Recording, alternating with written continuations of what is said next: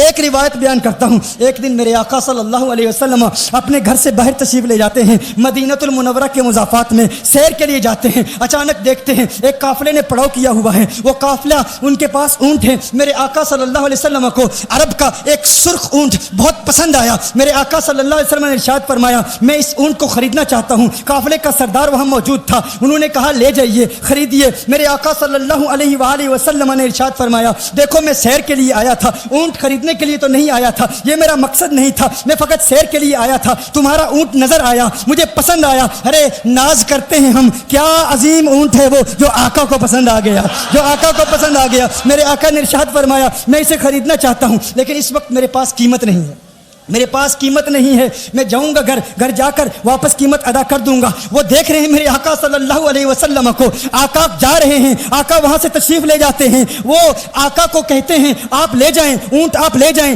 آقا کے حسن کے جلوے دیکھ رہے ہیں, اس وقت تک آقا کو دیکھ رہے ہیں جب تک آقا ان کی آنکھوں سے اوجل نہیں ہو جاتے. جب آقا ان کی آنکھوں سے اوجل ہو جاتے ہیں تو اچانک ایک شخص پوچھتا ہے ارے یہ کون آیا تھا, یہ آنے والا کہاں سے آیا تھا؟ کہا جانے کہاں سے آیا تھا, ہم اسے نہیں جانتے. کہا اونٹ خرید کے لے گیا, قیمت دی, کہا نہیں دی. کہا کیا کیا؟ کہا ادھار. کہا ادھار دیا. نام جانتے ہو؟ نام نہیں جانتے. ایڈریس جانتے ہو؟ ایڈریس نہیں جانتے. پتا ہے کون ہے؟ نہیں پتا. کوئی ضامن نہیں, کوئی ضمانت دینے والا نہیں, کوئی چیز گروی رکھی, گروی بھی نہیں رکھی. عرب کا سرخ اونٹ انتہائی مہنگا اونٹ ہوتا ہے. علماء جانتے ہیں سرخ اونٹوں کی قیمت کیا ہے. کوئی بندہ آئے جس کا نام پتا نہیں, ایڈریس پتا نہیں کہاں رہتا ہے, کہاں سے آیا ہے, اپنا اونٹ, ان کا اونٹ وہ لے کے چلے جاتے ہیں, ادھار لے کے جاتے ہیں, نام بھی نہیں بتاتے, ایڈریس بھی نہیں بتاتے. کہا تمہیں کیا ہو گیا تھا, تم نے اپنا اونٹ یوں ہی دے دیا؟ ایک شخص بولا ارے تم کہتے ہو کہ اس کا نام پوچھتے, اس کا پتہ پوچھتے, ارے نہ جانے کیا ہو گیا تھا, ہماری عقل پر پردے پڑ گئے تھے, ہم تو اس کے حسن میں ایسے کھو گئے تھے. ارے جب وہ بولتا تھا نا تو اس کے منہ سے پھول جھڑتے تھے, ان کے منہ سے پھول. انہی کی بو مایائے سمن ہے, انہی کا جلوہ چمن چمن ہے, انہی کی رنگت گلاب میں ہے, انہی سے گلشن مہک رہے ہیں. گل ہے لبہائے نازک ان کے, ہزاروں جھڑتے ہیں پھول جن سے گلاب گلشن میں دیکھے بلبل, یہ دیکھ گلشن گلاب میں ہے, یہ دیکھ گلشن گلاب میں ہے. ایک شخص بولا ارے نادانو اتنا مہنگا اونٹ یوں ہی دے دیا, پتہ بھی نہیں پوچھا, نام بھی نہیں پوچھا, ایڈریس بھی نہیں پوچھا. ایک شخص بولا تم کہتے ہو ایڈریس پوچھتے اور تم کہتے ہو کہ تم اس کے میٹھے بول سن رہے تھے.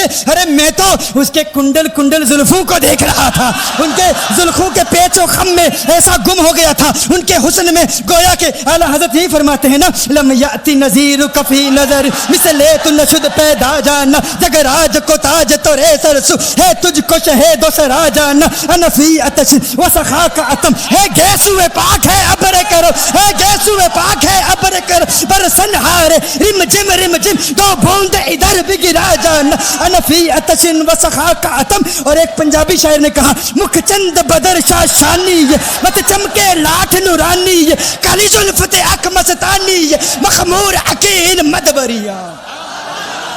وہ ان کا حسن تھا, وہ ان کی زلفیں ایسی, ان کی میں زلفیں یار تیرے بال کے صدقے, رہائی جس سے نہ ہو ایسے پیار کے صدقے, اور جو حشر تک نہ دے چین قبر میں بے دم, میں ایسی یاد کے قربا خیال کے صدقے. یہ ان کا حسن, دل میں جگر میں آنکھ میں بس تو ہی تو رہے, دل میں جگر میں آنکھ میں بس تو ہی تو رہے, اس کے سوا نہ دل میں کوئی آرزو رہے. اس اہتمام میں شوق میں سجدے کروں ادا, تیرا خیال آئے تو دل باوضو رہے. اور جنت میرے نصیب کی وائز کو بخش دے, میرے کفن میں گئے سوئے جانا کی بو رہے. میرے کفن میں گئے سوئے جو ان کی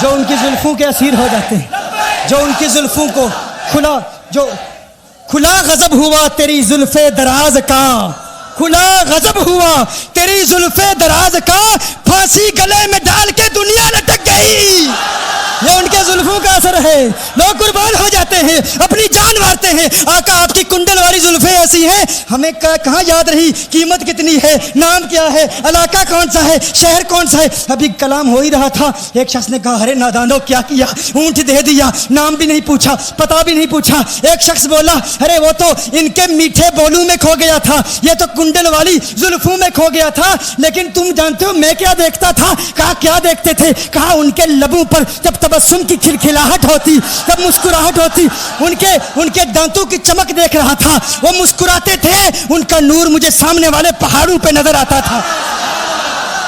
سامنے والے پہاڑوں پہ نظر. مازاق کا کجلا نین بھرے, وہ شمس کا بٹنا مکھ پہ ملے, ہے میم کا گھونگٹ چہرے تلے, وہ عرش کا تارا آوت ہے, یاسی کی چمک ہے دانتن میں, تاہا کا کرشمہ آنکھن میں, والفجر کا جلوہ گالن میں, وہ رب کا پیارا آوت ہے, وہ رب کا پیارا آوت ہے, وہ رب کا پیارا آوت ہے. ایک شخص نے کہا ارے تم تو ان کے دانتوں کی چمک کو دیکھتے تھے, ان کی مسکراہٹ کو دیکھتے تھے, اور مجھ سے پوچھتے ہو کہ میں نام پوچھتا, پتہ پوچھتا. ارے دیکھتے نہیں, تم دانتوں کو دیکھتے تھے, میں تو ان کے نینوں کو دیکھتا تھا, میں تو ان کی آنکھوں کو دیکھتا تھا, ان کی آنکھوں کے حسن میں ایسا کھو گیا تھا. ارے میں تو بھول چکا تھا, ہم تو اپنے ہوش و حواس کھو بیٹھے تھے. ایک شخص نے کہا ارے دیکھو دیکھو وہ تمہارا اونٹی لے گیا ہے, اونٹ ہی لے گیا ہے, نام بھی نہیں پوچھا, ایڈریس بھی نہیں پوچھا. کلام میں یہ تاثر دیا گویا کہ اونٹ چوری ہو گیا ہے.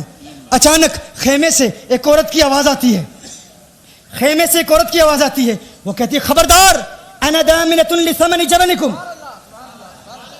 ایک عورت کہتی ہے خبردار, کوئی یہ نہ کہے اونٹ چوری ہو گیا ہے, میں ضمانت دیتی ہوں تمہارے اونٹ کی قیمت کی. اگر قیمت ادا نہ کی تو میں کروں گی, میں ضمانت دیتی ہوں, میں ضامن ہوں.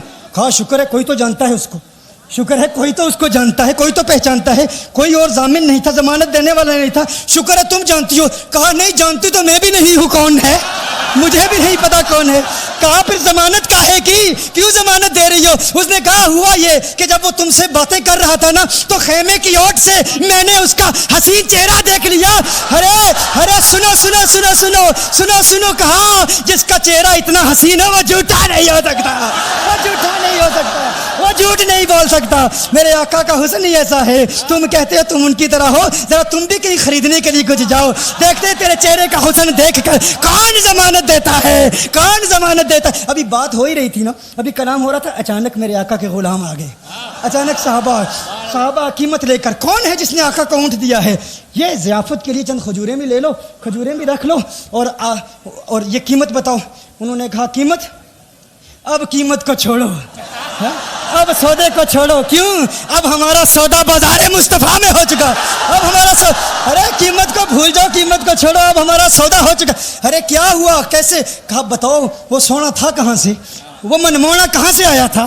ارے ہم تو اس کا آنا جانا دیکھ رہے تھے, ہم تو دیکھتے ہی رہ گئے. ایک ماہ عدن, نورانی بدن, نیچی نظریں, سب کی خبریں. ایک ماہ مدن, نورانی بدن, نیچی نظریں, سب کی خبریں. وہ دکھا کے پون, وہ سنا کے سخن, مورا پھونک گیا سب تن من دن, مورا پھونک گیا. کہا وہ سونا تھا کون بتاؤ. ارے کہا وہ دیکھتے نہیں, وہ کھجوروں کا جھنڈ نہیں دیکھتے. ارے وہی تو مدینہ المنورہ ہے, اپنی قسمت پہ ناز کرو, یہ وہی محمد عربی ہے. ارے جن کی عظمتوں کے ترانے دنیا لاپ رہی ہے, تم خوش بخت ہو, تم مدینے کے قریب آ گئے ہو. کہا پھر لے جاؤ. آقا کی بارگاہ میں حاضر ہوئے. وہ سارا قافلہ کلمہ پڑھ کے واپس آ رہا ہے, اور ان کے تیور دیکھنے کے لیے گویا کہ کہہ رہے ہیں یہ نازی انداز ہمارے نہیں ہوتے, یہ ناز یہ انداز ہمارے نہیں ہوتے. جولی میں اگر ٹکڑے تمہارے نہیں ہوتے, ملتی نہ اگر بھیک حضور آپ کے در سے, اس ٹھاٹ سے منگتو کے گزارے نہیں ہوتے. اور بے دامی بک جائیے بازار نبی میں, اس شان کے سودے میں خسارے نہیں ہوتے, شان کے سودے میں خسارے نہیں ہوتے, اس شان کے سودے میں خسارے نہیں ہوتے. بتاؤ آخر تم کس اعتبار سے آقا کی طرح ہو. یہ گفتگو جاری رہی تو صبح ہو جائے گی, فجر ہو جائے گی. میں اتنی مثالیں پیش کروں گا کہ وقت ختم ہو جائے گا, اور پھر ہم کہیں گے کہ ابھی نہ دل کے ارماں ختم ہوئے تھے.